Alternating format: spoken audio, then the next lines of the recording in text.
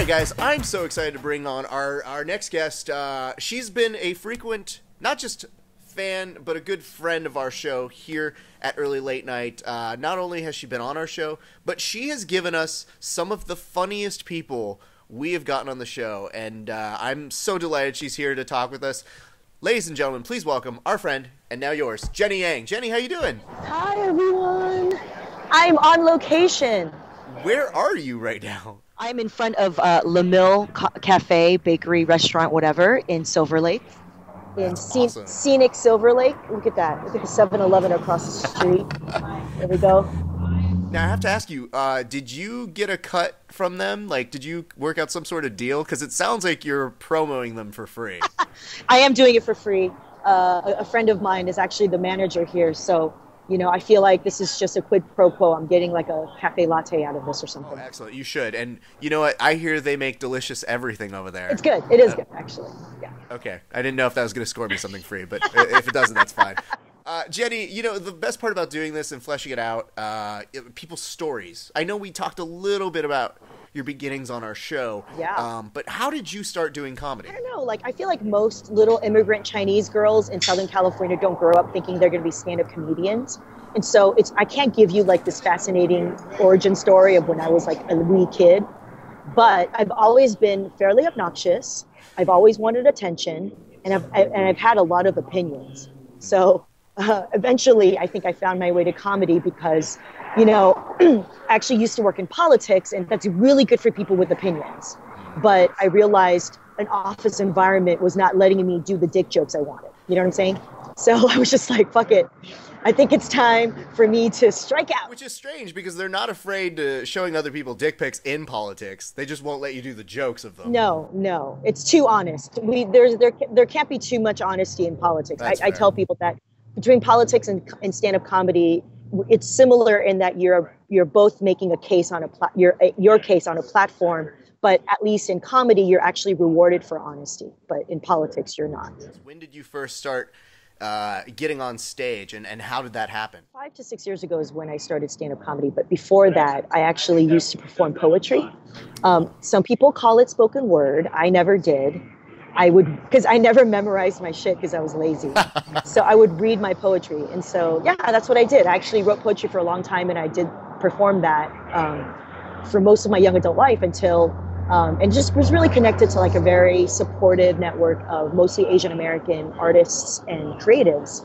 And so when, I don't know, I think something hit me. I'm just like, I'm not happy with my job. Like I was moving up in my career, but I just was burning out, I think. And what I realized was I wanted to be more open to the creative possibilities. And one day, when I was more open, for the 10th time, someone said to me, Jenny, you sound like a stand-up comic, or you're really funny, you're like a comedian. And I actually heard her, and I actually had the audacity to say, okay, before my next birthday, I'm gonna do an open mic. And I did it. And when I did it, I was like gonna shit my pants, but I didn't. And then I realized, wow, this could be really awesome if I could get better at this, you know? So that's what happened. Can I ask, what's the first moment that you knew it was working? I always like to know, like, that first moment that you were like, oh, they like that. For my first ever set at open mic, it was a very friendly space. But I also, I did everything wrong. Like, I prepared for so long. But I did everything that first-timers shouldn't do, which it's just typical. Like, I had bathroom jokes, definitely, dick jokes and sex jokes. I think I do recall using the word dingleberries, and that got a laugh. Who knew, right? Dingleberries. Dingleberries is a funny word. It's a funny word. So I think dingleberries is one of my first laughs, if I think about it. But I mean, when I used to perform poetry, I actually did little like comedy raps, even though I did poetry. So I was already on my way. So I actually used to I actually a long time ago wrote a rap song about tapioca milk tea or boba milk tea. And so I had that material. So for when I started to do stand-up, I just started doing that, and it worked. So let's fast forward a few years. Now you co-host a morning show, which is of interest to me because you know what it's like to do this sit and talk to people and do all of that sort of stuff. Yes. how did you get involved? And you're working on angryasianman.com? Yeah, so let's back it up. It's not a morning show. It's a YouTube show. It's a YouTube Okay. talk show. I watch it in the morning, so it feels like a morning show to me. Oh, Sorry. yay! Thank you for watching. Yeah, it's called Angry Asian America. It is a twice monthly YouTube talk show on ISA TV, which is a YouTube channel that is owned by Wong Fu Productions and Far East Movement, the international superstar music group Far East Movement. They're awesome. I know, they're fucking awesome. Like the G6, that's like their big like hit, but they do other stuff. Anyway, so we do this talk show, and it's called Angry Asian America because the guy who started it, his name is his moniker is Angry Asian Man. He runs a blog called angryasianman.com, Phil Yu, and I'm his co-host. And what we do is we cover issues that affect Asian America. And so, we have guests on, and we just have discussion topics with them, and we just get to give our opinions, which is great. And so, I've been, Raph, I've been practicing how to talk to a camera as a real person, but like a heightened sense of self on camera. And so that's been super educational, but it's super fun. I love the production that supports us, and I've gotten to really practice being a talk show person. You really have continued to bring politics and your interests seem to align. And you're always really interested in talking about a lot of current events, a lot of things that matter to diversity matters. Is there a particular segment that you really love doing, or like a topic that you love bringing on that really spoke to you, or that you felt like, oh man, people are behind this? Through Angry Asian American, I get to talk about Asian American issues in a political way. But I get a lot of comments actually from my friends about Facebook, because I pretty much treat it like it's my personal account as if it's a public account. And there was definitely a turning point when the Ferguson stuff happened, where I just decided, fuck it, I'm just going to go extra hard because this matters to me too much, and I'm just going to tell people exactly how I think. Because I feel like a lot of people like to hold back just in case, they have employers or other people, they don't want to offend anyone. And I think at a certain point, I just realized life is too short. I exercise my free speech for a reason as a stand-up comic. And, I just have to be myself, and that's how I can be more myself. And sadly, I definitely have had trolls and other people who were acquaintances who were kind of upset at me for being so vocal about my opinions, when it comes to race issues or Ferguson and police brutality. But, I feel like it's just kind of what I've signed up for. It's you. Yeah. That's the whole thing about Facebook. Yeah. And this is why I have no time for people who are like, oh, my Facebook's cluttered. It's like, well, that's really the biggest issue you have going on in your life, that your news feed had an opinion that differs from yours. You're okay. Or just block me or hide me, Yeah. Totally. This is not, and by the way, my Facebook wall is not a free speech zone. It's my wall. And so if I decide that you're being an asshole, then I'm going to fucking block your shit. That's a very good rule. That's really good. I personally do this cleanse thing, and I don't ever, I don't care, whatever, but I do a status post. Yeah. Every 6 months, a year or so. That's just if you are offended by the following, occasionally racist jokes, if you don't know how to take a joke, period, if you don't like frank discussions on issues, you can get rid of me. It's cool. Totally. Go about your day. You'll be just fine. And I find that always levels it out. It was intended to get my family to be like, guys, when I start cussing, just know that you can't come up to me and be like, oh, you were so cute once. It's like, no, we don't do that. Anyway. I love that. You're like, this is my way of weeding out my family. Really, the worst part is, they love it more than anybody. They're the ones who are commenting on every profanity-laced rant that I go on. They're just like, yes, more. And I go, oh, God. Yeah. But let me tell you, I'm a big fan of what you are doing. You also, a comedy troupe that you're doing is called Disoriented Comedy, that you usually produce certain kind of events and comedy shows all around town. Tell us a little bit how that formed and what's the MO behind it. I think, if I'm following the linear path, it has something to do with promoting unique and original voices. That's right. How did you guess? You are so smart. It's my research team. It's all them. Well, so Disoriented Comedy started in July of 2012 with our first show, and it was the first since then of 30 now we've produced since July of 2012 around the country.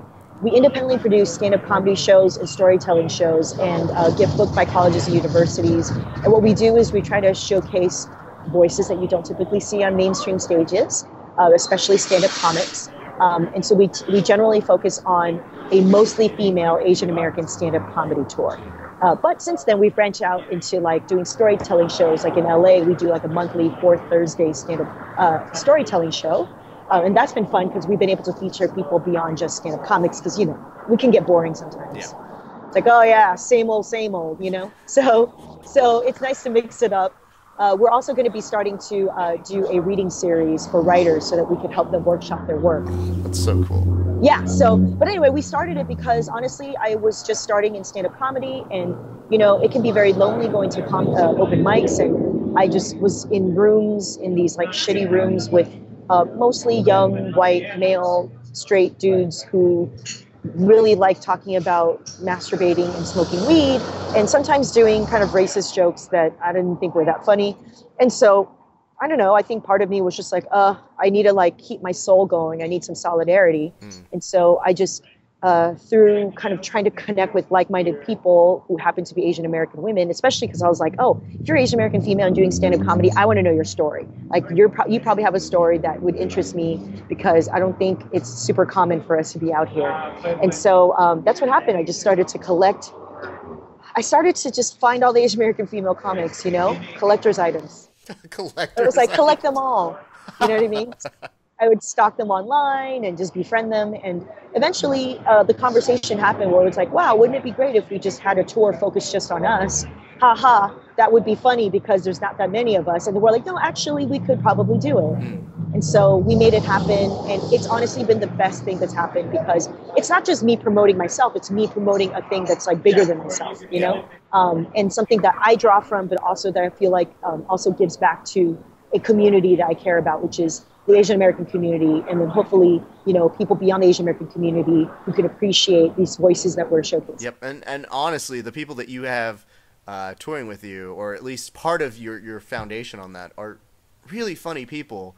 So I love what they do. They've been on our show too, and it's been amazing. For you, you said that you started in rooms that were like primarily, you know, young white guys or whatever. Yeah. Has the dynamic shifted in what you guys are reaching out to? Are you finding that more people are coming out to the shows because they're shows made for them? Yeah, I mean, I would definitely say that the majority of our disoriented comedy shows are Asian American young professionals or young folks who don't typically go to like live comedy shows. Honestly, like we are drawing from an audience that is being underserved, you know, that hadn't felt comfortable being like the only Asian in the audience and then therefore being singled out or called out by just a random douchey comic from the stage. You know what I'm saying? Yeah. So, yeah. And so why would you go into that? Why would you pay money? Why would you pay your good fucking money, okay, to show up at like some mainstream comedy club just so that someone could talk shit about you? You know, honestly, most people don't want that because, you know, maybe if you feel very like comfortable with your lot in life, you know, yeah, then maybe you feel like, yeah, you know, I can take whatever you're dishing. But most Asian Americans, we're very invisible in pop culture, in mainstream media. And so that's why oftentimes, you know, if we're already invisible, we're going to get a little defensive if you're going to talk shit about it. Well, it's just funny because I know from your end, you have a different side. For me, whenever they say it's going to be like a Latin-themed comedy night, I can start naming the comics on my hand. Yeah. And, like, I think there's more of us in terms of Latin comics, but you know the people. You know who's going to be those folks that you see consistently. So in a different way, I like when I see new people getting brought into the equation. Yeah, no, it's true. And I think what makes our stand-up comedy show different, even though it's focused on Asian Americans, because there are other stand-up comedy tours that focus on Asian Americans, is we try to create an environment where, because it's not like comedy is a safe environment. I don't think any comedy environment could be like a so-called safe environment, but there is this sort of idea that like a lot of the people who come to our shows are very socially conscious, socially aware people. And so we tend to have a space where they feel comfortable. And so we tend to book people who don't do jokes that you've probably heard before. Yep. This is like the sort of, I think, the most diplomatic way that I like to put it. And so, yeah, and so not everyone's going to talk about being Asian American, but they're going to happen to identify as that.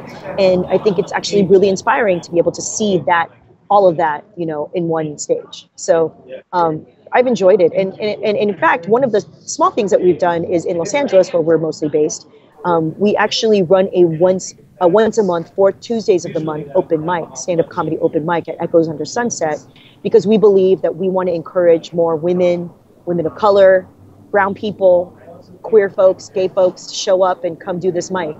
And we've been successful in varying ways, but we've definitely kind of see that as another kind of our way of fulfilling our vision and giving back to the community. And just in the people that you've had me interact with that you know, like D-Lo was great. Yeah. Everybody's so good at bringing their story, and it's not the same story every single time, and that's what I like. And the funny part is like, it's funny if you could just be funny telling jokes to that one audience, but they have wealth of experience that I remember people in my audience were exposed to those folks, and they were just like, I've never seen a comic like that. And that's when I'm like, that's exactly what this is about. This is exactly what we're doing right. Yes.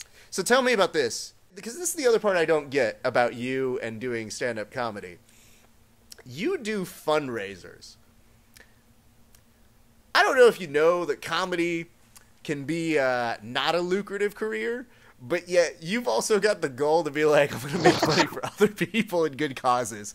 So you've got a fundraiser coming up on February 7th. Yeah, it is part of the series we do called the Black and Yellow Comedy Show. So in addition to booking Asian American comics, sometimes we do this show called Black and Yellow, where we feature Black comics that we like, and then sometimes sprinkled in there some Asian Americans. So so we do that, and this one is going to be a fundraiser for the Restaurant Opportunity Center of Los Angeles and the Food Chain Workers Alliance. When I worked in politics, I actually used to work for the labor movement. I worked in a nonprofit that represented workers. And so through those connections, they had actually hired me to be a host for a fundraiser of their own. And so I just thought, you know what, they paid me to host a fundraiser. I really love them, and I just want to support them. So I'm going to put on a fundraiser for them. And so it's not like we're going to make them tons of money, but it's also just a way of building community and sharing sort of our audience with their cause and vice versa. So I'm just saying, I know a handful of comics who would never raise money for other people. So when you meet people who are like, it's a good cause, comics are like, yeah, but how much am I getting paid? Well, I mean, let me throw it out there, though. Doing this kind of thing is exactly what I'm about, and what the people associated with disoriented comedy is about. I'm a self-employed comic and writer, and I can do that because of the support of community organizations, nonprofits, other folks who hire me to do things, and in turn, it's not like a transactional thing. This is a relationship, and so that's why I think it's completely in line with what I'm about. Now, having said all that, you're a great person there. This is what I'm really interested in hearing about. February 12th, You have a show, and I want to know all about it. It's called the Valentines Party. Yes. Tell me everything about this, because it sounds amazing. Well, thank you. It is February 12th. It is a mixer at 9 p.m. at Echoes Under Sunset. It's a mixer / live music show / storytelling show. The storytelling show, there's 4 of us. We're going to tell stories about sex and dating because it's really close to Valentine's Day, and we're trying to celebrate an un-Valentine's spirit, no lovey-dovey stuff. And the stories are going to be about sex and dating, and actually it's going to be like 3 truths and 1 lie. 3 of us are going to tell 3 true stories, and 1 of us are going to tell a lie. You won't know who it is, and then the audience will be able to guess, and people will be able to kind of, in a lightly facilitated way, mix with each other. We're going to have an amazing DJ, DJ Mayeli, who's awesome. She's a South Asian female DJ who spins incredible mix of stuff. And also Smithfield Bargain, which is fronted by a South Asian woman. It's an alternative rock pop kind of a live band. So that's what's going to happen. And it's $10 for a ticket, or 2 for 1 if you bring a friend. Hopefully they're single. If not, couples are also welcome. Oh, so couples are welcome. Yeah, we'll put a sticker. It'll be like red light, green light, yellow light, those stickers. So if someone's available. Or if it's yellow, then it's maybe, you know what I mean? It's complicated. Because I just like the idea of a poor couple walking in and being like, We're not allowed to touch? I'm very sorry. We support you, but we just happen to love each other. We cannot love each other tonight, if that's okay. Totally. Jenny, I know you were so busy, and you were so much fun on our show. When we get back up and running and all that stuff, always the invitation to come back on. Can we help you out with any shout outs? Anybody that you want to say, hey, you're doing a good job, or just say what's up to? Well, I want to say what's up to our mutual friend Noreen Tarzi, because she connected us. Hello. That's right. And I love that you're doing your own live talk show, because it's like its own skill and, such a great way to practice all of our little comedy tools. And so I appreciate that you provide a platform for some of us to be guests and practice that. But Noreen, I love you. You're the best. Yay, comedy, our fellow comic friend. Also, of course, my disoriented comedy co-presenters or co-producers, Dilo and Atsuko. What's up, y'all? I flare my nostrils for you. I will tell you, this was definitely an angle I never really considered would happen, but more angles? Just kidding. We're gonna have to charge people if we go any further here. There's body parts happening. There's a camel toe down there. We're just gonna have to create a permanent correspondent piece that we just have you go to different cafes and freak out people. Yeah. Because I see totally. this guy can't hear me. How about those guys? Yeah, these guys have no idea they're on the show right now. I know. How about that guy? And this dude right here, he is getting it. Look at that. Is that Ed Helms? Oh my God, it is. It's like a dirtier Ed Helms. Yeah, it's like an Ed Helms that just said, you know what, dude? I don't even care right now. I don't even care. I'm just gonna munch on these fries. Why would Ed Helms wear a leather jacket? That's what I want to know. Why wouldn't he? Jenny, it's always great catching up with you. We will be talking with you very shortly in the future. Everybody, you definitely want to go check out these two really, really great comedy shows. February 7th, they've got a really, really cool fundraiser that they're doing over in Echo. The Echoes Under Sunset. And then same place on February 12th, we believe. It's going to be the Valentines Party. Yeah. Really, really good events. And obviously check out her talk show, because we support talk shows here. Yay. We love that. disorientedcomedy.com and jennyang.tv. Oh, she's a pro. This is how you can tell she's been on TV. She's like, I've got it, Raph. Internet television, me, we're good. Thank you so much for taking your time to talk with us today, Jenny. Thank you, Raph.